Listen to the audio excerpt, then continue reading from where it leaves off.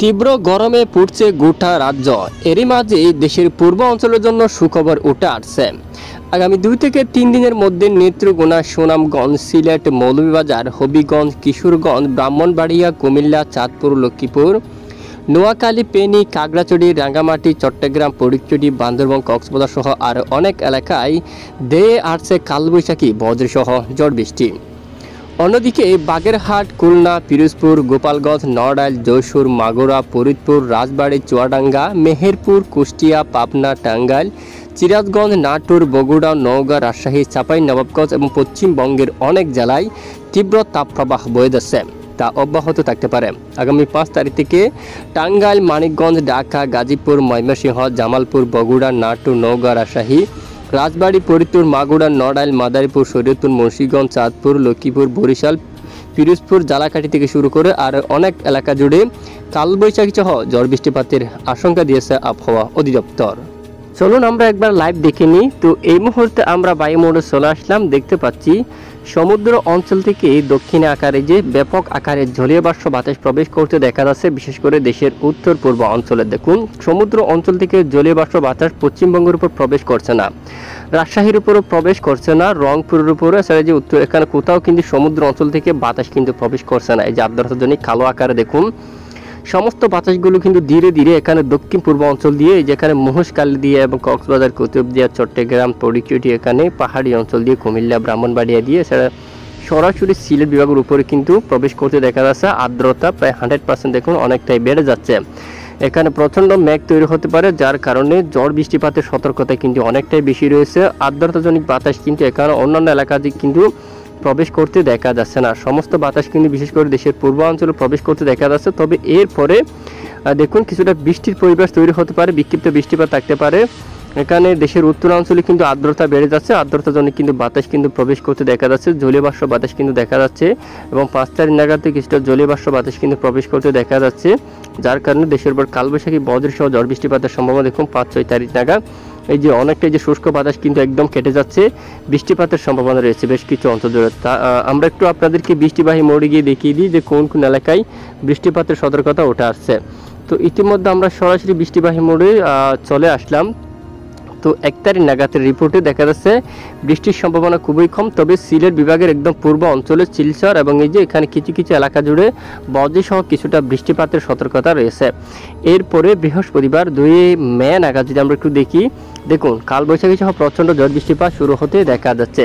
একটু আগেই আমরা আপনাদেরকে দেখেছিলাম যে এই অঞ্চলে জলীয় বাষ্প বাতাস প্রবেশ করছে আর্দ্রতাজনিক, ঠিক সেই স্থানের দিকে অলরেডি মেঘ তৈরির আভাস দেখাচ্ছে। দেখুন এখানে শক্তিশালী মেঘ, এখানে যে লাল কালার আকারে এখানে কিন্তু শক্তিশালী বজ্র রয়েছে, এখানে কালবৈশাখী মেঘ কিন্তু তৈরি হতে পারে।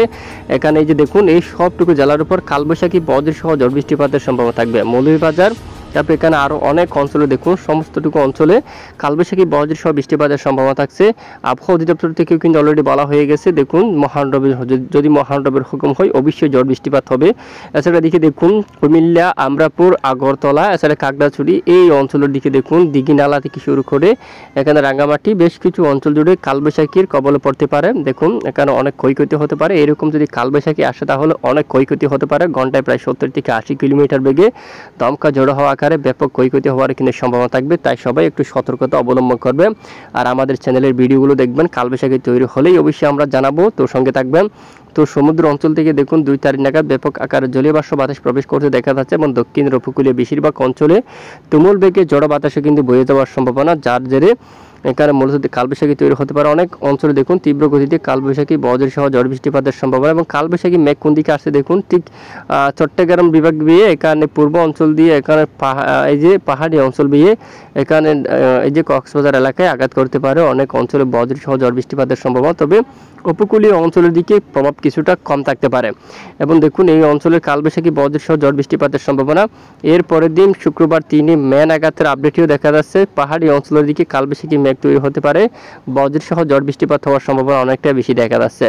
এবং শনিবার 4 মে নাগাদ আপডেটে দেখা যাচ্ছে তুলনামূলক বৃষ্টির মাত্রা খুবই কম রয়েছে এবং রবিবার 5 মে নাগাদ আপডেটে দেখা যাচ্ছে দেশের কিছু কিছু এলাকায় বিক্ষিপ্ত বজ্র সহ বৃষ্টিপাত তৈরি হওয়ার সম্ভাবনা। ময়মনসিংহ, ঢাকা, এছাড়া কুমিল্লা এদিকে সিলেট বিভাগের কিছু কিছু এলাকা জুড়ে বিক্ষিপ্ত বজ্র সহ বৃষ্টিপাতের সম্ভাবনা। এই যে দেখুন 5 তারিখের আপডেটে দেখুন আর্দ্রতাজনিত জলীয় বাষ্প বাতাস অনেকটাই বাড়ছিল, যার কারণে সিরাজগঞ্জ, সিংড়া, বগুড়া এই এলাকা দিকে এখানে কিছুটা হেরফের হতে পারে একটু আগে পরে। যে এই অঞ্চলের দিকে কালবৈশাখী বজ্র সহ ঝড় বৃষ্টিপাতের সতর্কতা উঠে আসছে। পাশাপাশি দেখুন এখানে আর অনেক অঞ্চলে তুমুল বেগে একটি বড় সেল তৈরি হতে পারে কালবৈশাখীর। ফরিদপুরের দিকে লোহাগাড়া, মাদারীপুর, ঢাকা, ফরিদপুর, এখানে দেখুন মতিরহাট, সেনবাগ এবং যশোর, শাইলকুপা, পাবনার দিকে চিংড়া, সিরাজগঞ্জ, এখানে বেশ কিছু অঞ্চল জুড়ে কালবৈশাখী বজ্রসহ বৃষ্টিপাতের সম্ভাবনা থাকবে। এবার আমরা একটু আপনাদেরকে সরাসরি বৃষ্টির পরিমাণ মোড়ে নিয়ে যাচ্ছি। এই যে আমরা সরাসরি বৃষ্টির পরিমাণ মোড়ে চলে আসলাম। হ্যাঁ বন্ধুরা, আমরা সরাসরি যে বৃষ্টিবাহী মোড়ে দেখতে পাচ্ছি এখানে অনেক এলাকায় ঝড় বৃষ্টিপাতের সম্ভাবনা, ভারী বৃষ্টিপাতের সতর্কতাও রয়েছে। সিলেট বিভাগের উত্তরে এখানে বেশ কিছু এলাকা জুড়ে দেখুন জাকিগঞ্জের দিকে, ছরকাই, জাইনটাপুর, এছাড়া খাদ্যম এই এলাকার দিকে সব ভারী বৃষ্টিপাতের কিন্তু সম্ভাবনা থাকবে। প্রায় 110 মিলি, প্রায় 150 মিলিমিটার, এই যে 160 মিলিমিটার পর্যন্ত ভারী বৃষ্টিপাতের সতর্কতা রয়েছে। অন্যান্য এলাকায় হালকা মাঝারি বৃষ্টিপাতের সম্ভাবনা। পাশাপাশি কামালগঞ্জ, মৌলভীবাজার, হবিগঞ্জ এই সমস্ত এলাকা জুড়ে প্রায় 69, প্রায় 77 মিলিমিটার বেগে বজ্রসহ ঝড় বৃষ্টিপাতের সম্ভাবনা উঠে আসছে।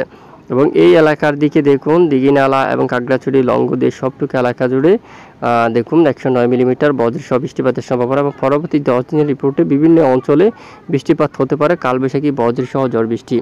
তো বেশ কিছু এলাকায় এই মুহূর্তে তীব্র তাপ প্রবাহেরও কিন্তু সতর্কতা দেওয়া হচ্ছে। তো আমরা যদি একটু দেখি আগামীকাল এই যে 1 তারিখ নাগাদ তাপপ্রবাহ কোন এলাকায় কেমন, যে বাংলার অনেক এলাকায় তীব্র তাপপ্রবাহ, ঢাকা বিভাগের উপর 41 উঠতে পারে। দেখুন 41 ডিগ্রি সেলসিয়াসের করে তাপপ্রবাহ থাকতে পারে।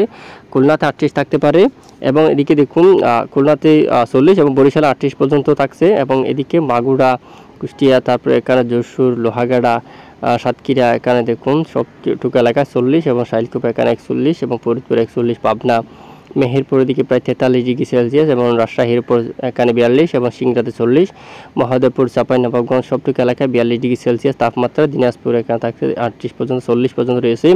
উত্তর দিনাজপুর যদি যাই সেখানে আমরা দেখতে পাচ্ছি 38 পর্যন্ত, দক্ষিণ দিনাজপুর প্রায় 40-এর কাছাকাছি, মালদা, মুর্শিদাবাদ এই অঞ্চলের দিকে 41 পর্যন্ত, নদিয়া এই অঞ্চলের দিকে প্রায় 43 পর্যন্ত, দক্ষিণ 24 পরগনাতেও 42, উত্তর 24 পরগনাও কিন্তু অলরেডি 42 থাকছে এবং খড়গপুর, পূর্ব মেদিনীপুর, পশ্চিম মেদিনীপুর থেকে শুরু করে এখানে সবটুকু এলাকায় পুরুলিয়া, জামশেদপুর, বর্ধমান, বাঁকুড়া সবটুকু এলাকায় দেখুন তীব্র তাপপ্রবাহ রয়েছে, তা অব্যাহত থাকার সম্ভাবনা রয়েছে। আগামীকালও তাপপ্রবাহ কিন্তু থাকবে এবং 2 তারিখ নাগাদও দেখি আমরা তাপপ্রবাহ থাকবে অনেক অঞ্চল জুড়ে।